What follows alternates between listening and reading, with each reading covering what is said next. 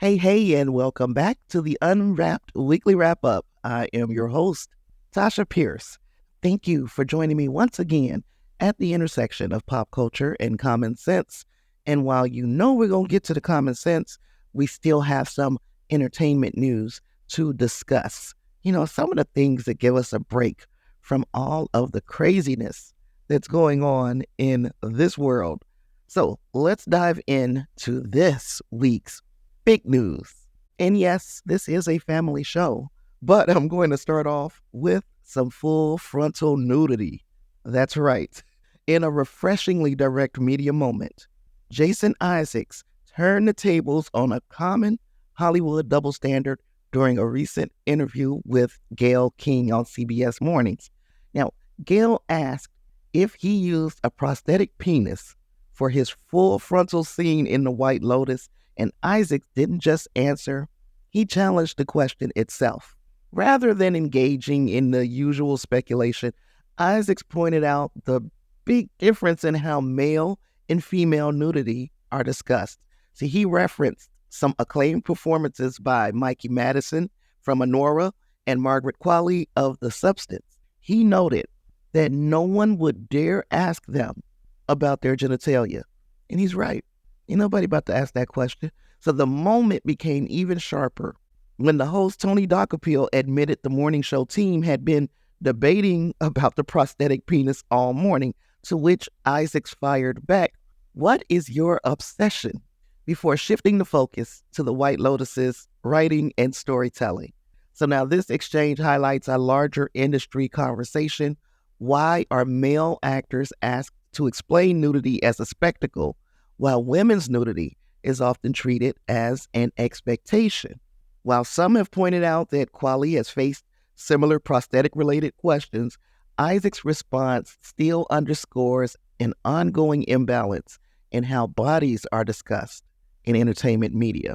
Now, as the White Lotus continues its acclaimed run, Isaac's moment on CBS Mornings serves as a reminder that the focus should be on the artistic merit, not just anatomy.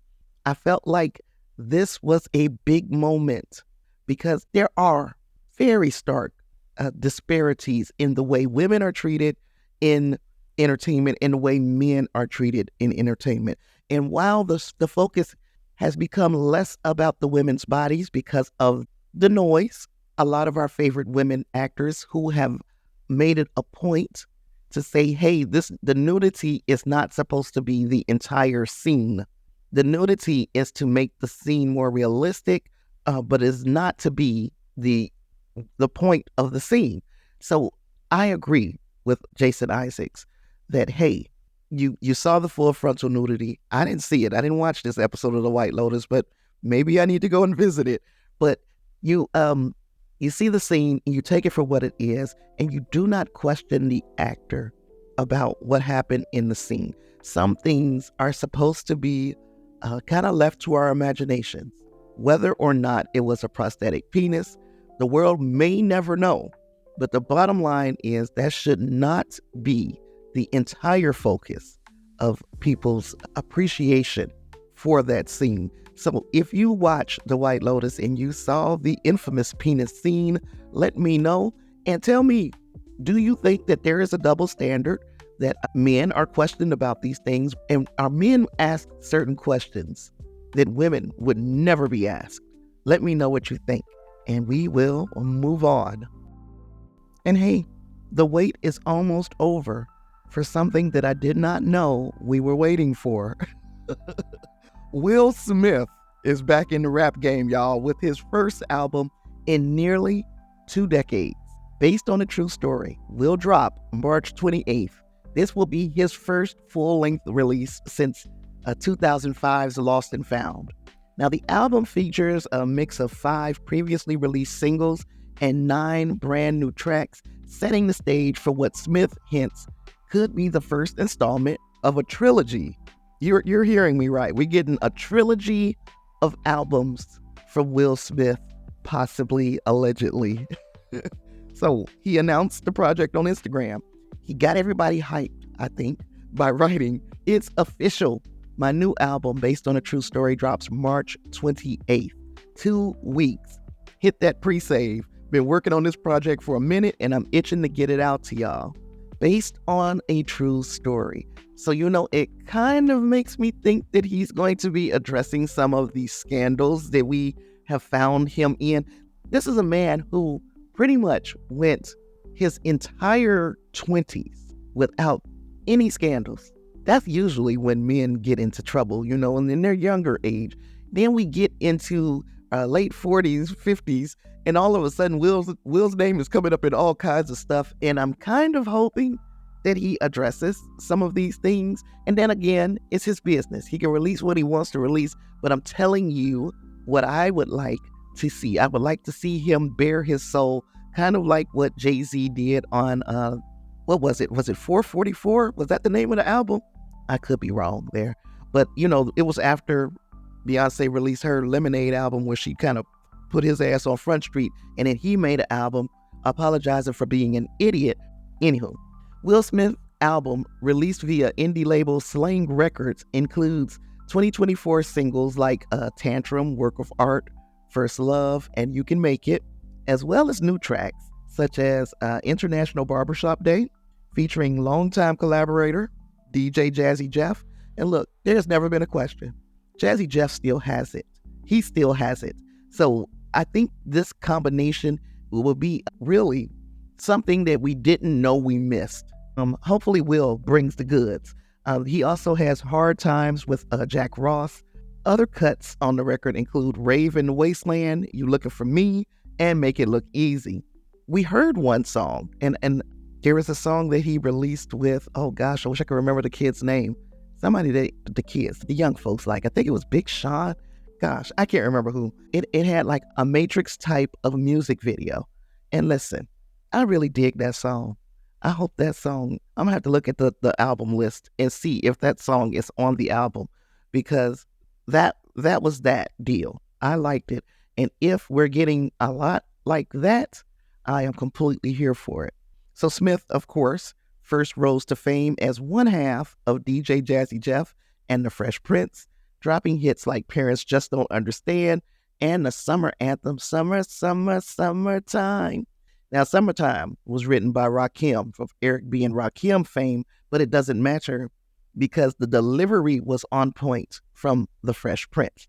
Now, after the success of Parents Just Don't Understand and in that Summertime summer banger, Will Smith began a blockbuster acting career. His solo rap career took off in the late 90s with Big Willie Style featuring the #1 hit, Getting Jiggy With It, na na na na na na na.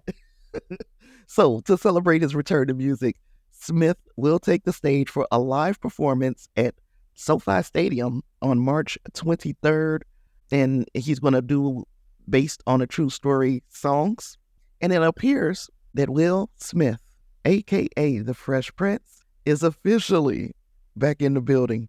So tell me, are you looking forward to this or what? Am I the only person who's kind of looking forward to seeing what he puts out? Even if it's not good, and I really hope it's good. But even if it's not, I kind of have to applaud the man because he's 57, 58? Most people are not trying to put out a rap album at that age. I want to make sure I get his age right because I ain't trying to age that man no more than what he is. Even though Will is one of those few people who really, really, really looks really good for his age. He's 56. He'll be 57 this year. So yeah, most of the time when somebody gets to be 56, 57 years old and they have put the mic down, that means they have put it down for good. He picked it up 20 years later. And Will has been doing little raps here and there just to show he still has it. But a whole album? Okay, I'm ready. I hope you are. Moving right along, we've got this week's box office. And look, I told you what were the 3 big wide releases. There was one that I did not have on my radar. And the one that I didn't have on my radar was the Looney Tunes. The Day the World Blew Up, or I have to look and see what the name of that movie was again. And the reason why that one stands out to me, even though it wasn't on my radar, is because that was one of the movies that Warner Brothers shot, had it all done, and then said, you know what, we're not going to release it. And people were rightfully upset because this is like the third or fourth times that Warner has got a movie all the way shot, even put it in front of test audiences, and the test audiences loved the movie. And then they said, nah, we ain't putting it out. Well, yes, the day the earth blew up, that movie came out this weekend. And surprise, surprise, people liked it. Now, that doesn't mean that this was a good box office weekend. As a matter of fact, it was terrible. This box office weekend was terrible. The leading movie, however, was Novocaine, which I was talking about with Jack Quaid. And it didn't make a lot of money, but it was number one at the box office. And I haven't heard anything bad. I continue to hear good things about the movie. I don't know if it wasn't marketed well, but once I started hearing about it, I did hear good things. And so it has led the box office with $8.5 million. That's leading. Anytime you lead the box office with $8 million, this is not a box office weekend or not a good one. The second movie was Mickey 17. It made $7.6 million in its second week. That is not good news for Mickey 17. You kind of would hope that the good word of mouth from week one would make the second weekend not fall off so much, but it fell off 60% from last week to this week. So that's not good. The third movie, number 3, is Black Bag, $7 million. That's in its first week. The fourth movie is Captain America Brave New World. In its fifth week, made $5.2 million. And then number 5 is Looney Tunes, The Day the World Blew Up. And it was $3.1 million in its first weekend. Another movie that I thought would be there was A24's Opus. This was its opening weekend, and it made $1 million. And people are not saying good things about Opus. But the trailer had me. I don't know really what to attribute this weekend's lackluster performance at the box office. I don't know if it's because nobody's really interested in these movies, or if there's just so much going on in the United States, in North America, period, that people may have been like, this is not the weekend to go to the movies. And I hope that doesn't carry on. Next week we got Snow White, and that movie has had its share of issues. So I don't know what the box office is going to look like next week. This week was abysmal. Let's hope next week will be better. Now we're going to get to the serious stuff. Okay, so we're going to talk about a leader who wants to be a dictator. And a leader who wants to be a dictator doesn't just wake up one day and say, I am supreme ruler. It is a slow, calculated process, and it involves manipulating the system, gaining control over key institutions, and neutralizing opposition. So, almost step by step, this is how the playbook from just a regular democratically elected official to a full-blown dictator. These are the steps that one might take. Number 1, you would undermine democratic institutions, attack the legitimacy of elections, the courts, the media, spread distrust in the democratic processes so people lose faith in the process. Pack the courts with loyal judges who are going to rule in favor of these authoritarian policies. Then you want to, number 2, control the narrative. Flood the media with propaganda that portrays the leader as a savior. You want to discredit independent journalists and news outlets by labeling them fake news, the enemy of the people. You'll use social media and state-run news to push a one-sided narrative. And you tell me, how many of these have we already seen? We're going to move on, though, to number 3. They would expand executive power. They would bypass normal checks and balances by ruling through executive orders or emergency powers. They would use real or manufactured crises to justify power grabs. So we're going to be looking for some manufactured crises to justify power grabs, claiming it's for national security or for stability. They're going to change laws or constitutions to extend their terms or remove limits on their power. They build a cult of personality. They present themselves as the only person who can fix the country's problems. They encourage mass displays of loyalty, rallies, slogans, images everywhere. They promote conspiracy theories that suggest that enemies are plotting against them. They suppress opposition. They intimidate, jail, or eliminate political opponents. They criminalize dissent by labeling the critics as terrorists or traitors. They use law enforcement and intelligence agencies to harass opposition figures. And the sixth step is militarizing the government. They want to fill key government positions with military loyalists, use law enforcement and the military to crack down on protests and suppress resistance. They want to create private militias or paramilitary groups to intimidate civilians. How much of this have we seen already? Number 7, they want to control the economy. They want to reward loyal business leaders while punishing those who don't cooperate. They want to create economic instability and use it as an excuse for more power. They want to nationalize industries or take control of key resources. Number 8, they want to manipulate elections. They want to change voting laws to favor their party by gerrymandering or voter suppression. Stuff ballot boxes. They're going to rig electronic voting systems, which I think happened in this last election. Then they want to discredit or cancel elections altogether if the results aren't favorable to them. Number 9, they want to destroy civil liberties. They want to limit free speech and free assembly under the guise of, guess again, national security. They'll monitor and control internet access, making it really easy to spread propaganda and harder for opposition to organize. If we hand over our internet to Starlink, we are in trouble. But anyhow, we want to implement mass surveillance on citizens using data to target dissenters. And if you get to this point, to number 10, this is when they will declare absolute rule. They'll claim that external threats or internal chaos requires a temporary suspension of democracy, which of course will then become permanent. They're going to rewrite the Constitution to solidify control, purge anybody who could challenge their authority. That final stage is their absolute power. At this point, the leader has transformed into a dictator.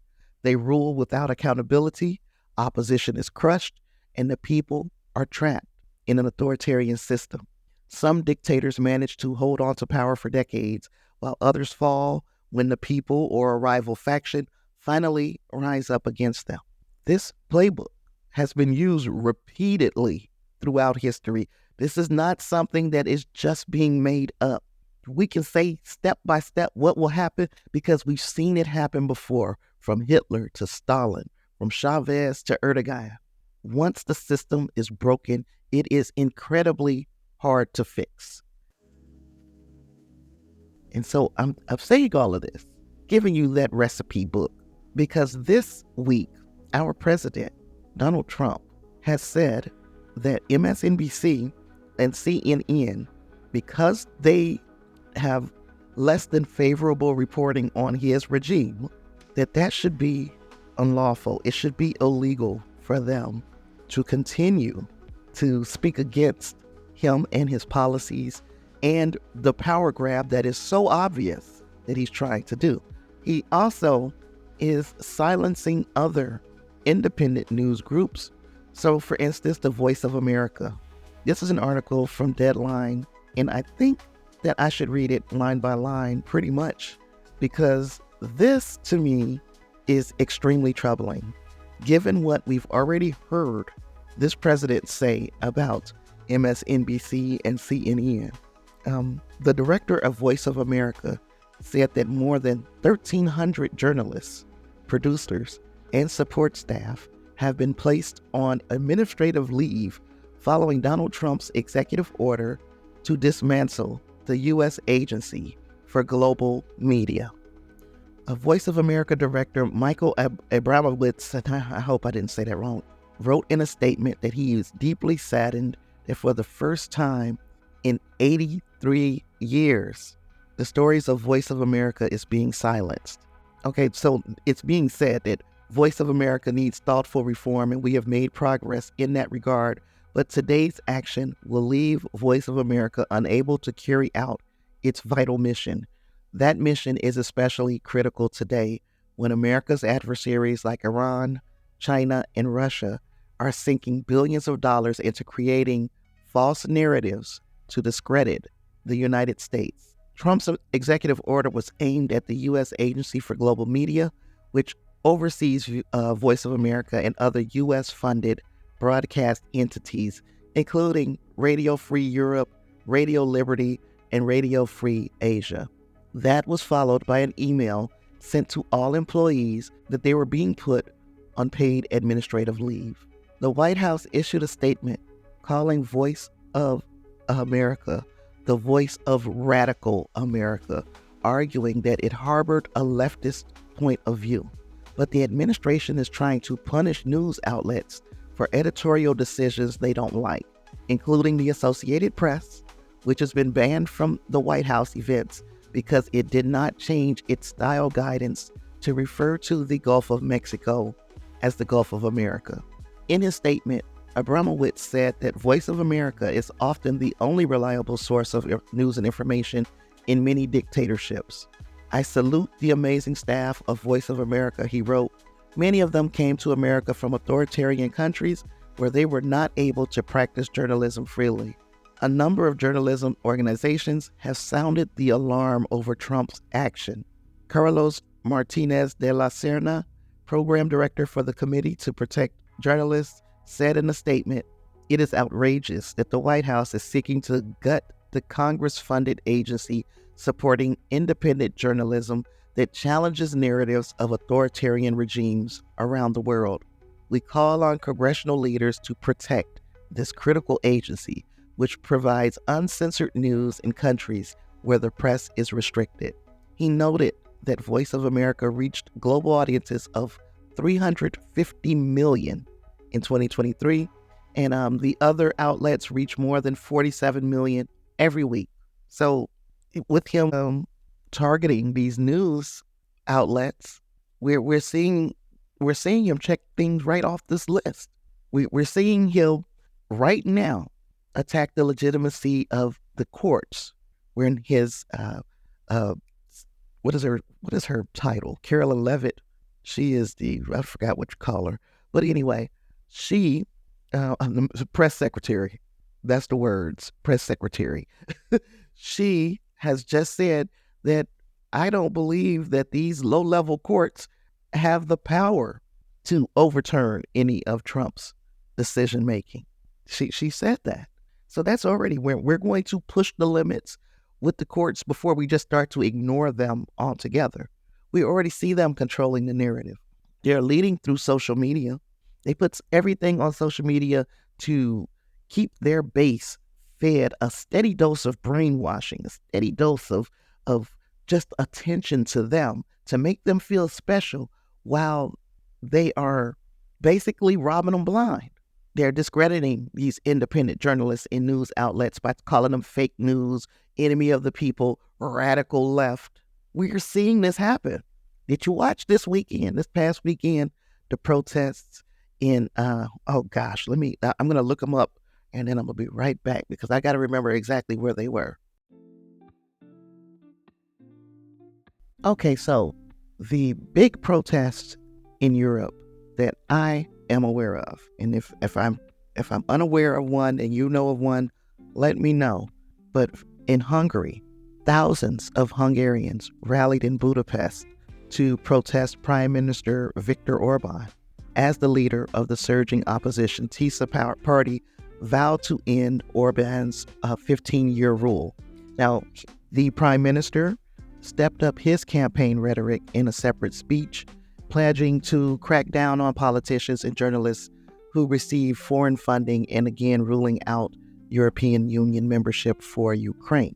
Hungary is scheduled to hold some general elections next year, and opinions show that the TISA party, which is headed by former Orban ally Peter Magyar, is surging, in part because of the country's sputtering economy. More than 50,000 backers of TISA and others rallied in the streets in cold weather. Magyar pledged to release a popular survey on 12 key economic and political issues in order to hear the voice of the nation. So that is what was going on in Hungary. In the meantime, in Serbia, a student-led protest rallied more than 100,000 people for a peaceful street demonstration in Serbia's capital, Belgrade. They defied warnings from the country's strongman leader that months of unrest were careening out of control and into violence. Now, Saturday's rally is the biggest outpouring of public discontent in Serbia in decades. It was preceded by warnings from President Alexander Vučić and his media apparatus that protesters were planning violent attacks, propaganda, to provoke civil war and seize power. Propaganda, right? Opposition politicians added to that foreboding mood, claiming that they had received information from inside Serbia's security service that Mr. Vučić had plans to arrest his political rivals. And still they were in the streets, and they were making sure that their voices were heard. And look, I know we're dealing with a lunatic over here who is just itching to release the military on us. I know that he is, but we cannot just sit here and let him do it. We see that there is definitely a playbook. We see that he is moving right into the fucking playbook. We cannot let this happen. And of course, we all know the disappointing thing that happened with the vote on this continuing resolution with the Senate, and how we were let down by Chuck Schumer and a band of fucking idiots who voted along with the Republicans to fucking hand over the power of the purse to Musk and Trump. We know we were let down by them. So at this stage of the game, it's on us, the people. We cannot trust our elected leaders. We definitely can't trust Doge. They're unelected. We definitely have to be wary of the FBI. We have to be wary of the U.S. Marshals because they are being politicized. They have been made attack dogs. So we got to be careful in a lot of ways, y'all. But we cannot sit idly by and watch this happen. The reason why I'm reporting on it today is because it is pop culture, because the news, the very way that you receive information, is being threatened now. You have students on college campuses now being threatened. If you protest in front of a Tesla store, Tesla dealership, they're saying that you are a terrorist. Things are quickly getting out of hand. Quickly. We got to do something. And again, I am rolling out the red carpet for anybody who has any solid ideas of how we can get 100,000 people in the streets at the same time, like they did in Serbia. We need to get it done. Yes, it's going to require for some of y'all to miss fucking work. Power this damn economy down. We cannot sit and wait for this shit to happen. We cannot sit and wait for him to take over, because once he completely takes over, it is going to be extremely difficult to wrest power from his hands. And I'm trying so hard to not continuously harp on these things because it's driving me crazy. It's driving me crazy. But I want to be that little voice. I want to be your motivation. And I want to show you he ain't doing nothing new. Every week we talk about this stuff. We've been talking about it for at least 3 weeks now. And every week he does something else that makes a check mark right off of the dictator playbook. He does. And we are still sitting here allowing it to happen, threatening our neighbors, Canada, to the point where the Canadians know that at some point, Trump, in his deranged state, is going to make good on the promise for trying to take over Canada. They are preparing for that likelihood. That's insane. This man is crazy. You can't let a crazy person run our government. Okay, woosah. Let me come down now, and we're going to get ready to close this out. But I'm going to tell you a little bit about Nestle because I promised you guys I'd get that to you too. And I'm just going to take me a little breather for a second.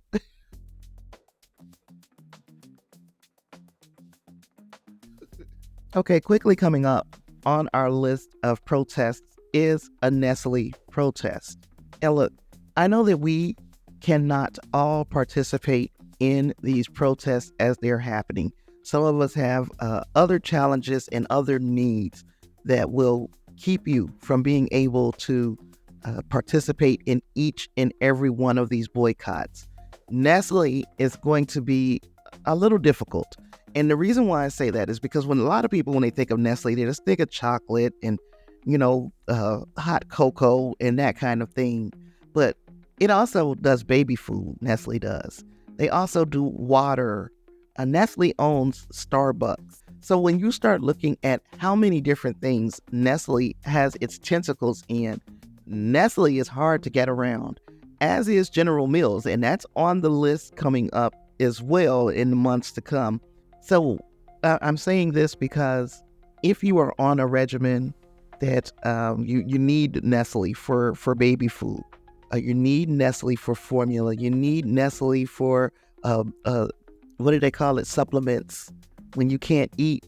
Y'all know what I'm trying to say, and I can't come up with the words right now. So, but if you need a nutritional supplement, why am I struggling today to find words? If you need a nutritional supplement or those kinds of things, do not stop your regular regimen in order to participate in the Nestle boycott, because Nestle has its hands in so many different things. Now, hey, Starbucks is not a necessity. Coffee is a necessity. Starbucks might not be a necessity. So if you can't get your coffee from Starbucks and you can participate in the boycott, get your coffee elsewhere. But other than that, because of how many different things that Nestle has, and not just here in the States, they have their stuff in other countries as well. And I know other countries are not trying to participate in a boycott to destabilize the United States economy. Y'all got other reasons to boycott us. But if you're here in the States, look up everything that Nestle has its tentacles in. Make sure that it is nothing that is going to harm you in any way, because we love you and we want you here in the fight, no matter how you participate in the fight. Doesn't always have to be the boycotts. We need your voice. We need you guys calling these elected officials. We need you guys to educate others on what's going on and make them realize the urgency of the situation that we're finding ourselves in. I'm not going to tell you guys to not enjoy life. We have to take a moment and enjoy the fact that God has given us another day, air to breathe in our lungs. We are here for a reason, and we're built for this.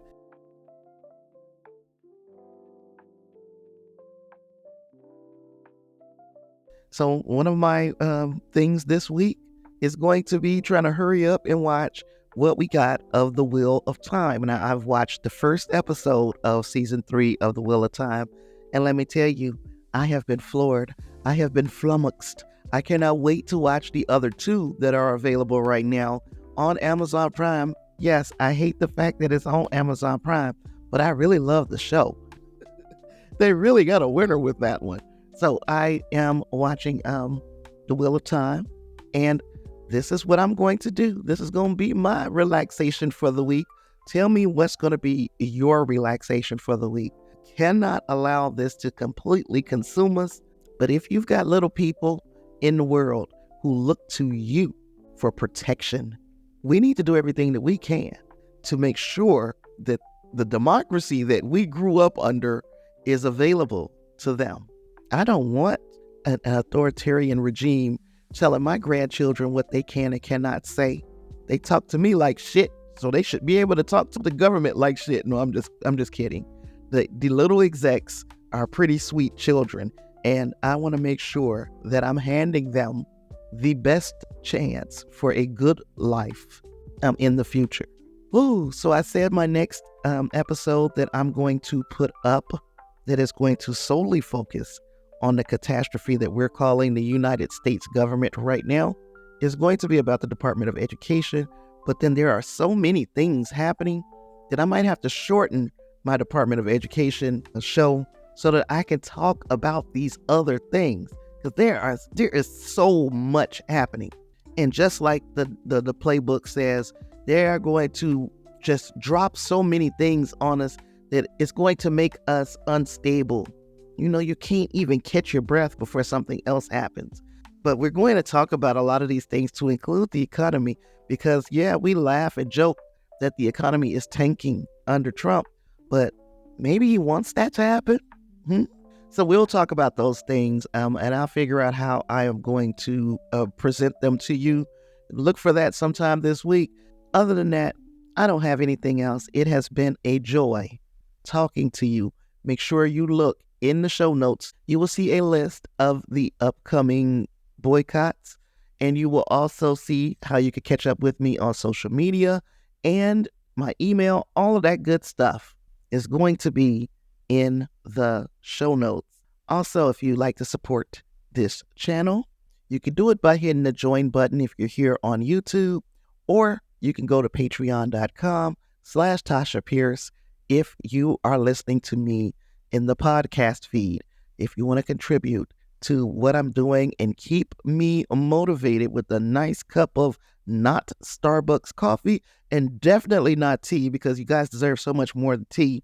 If you want to do that, then I would appreciate it. And every little bit helps the channel. With all that being said, I've got nothing else. It's been a joy. See you guys in the next one. Peace.